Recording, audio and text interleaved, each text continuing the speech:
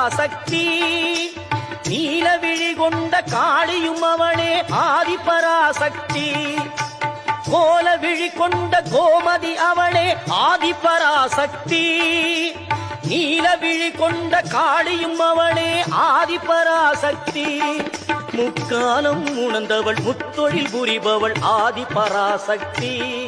முக்காலம் உணர்ந்தவள் முத்தொழில் புரிபவள் ஆதிபராசக்தி. திரிசூலமும் தாங்கிடும் சுந்தரி அவளே ஆதிபராசக்தி. மேல்மருவத்தூர் ஆதிபராசக்தி மலர்பதம் பாடிடுவோம். காலம் எல்லாம் நம்மை காத்திடும் தாய் அவள் கோவிலை நாடிடுவோம்.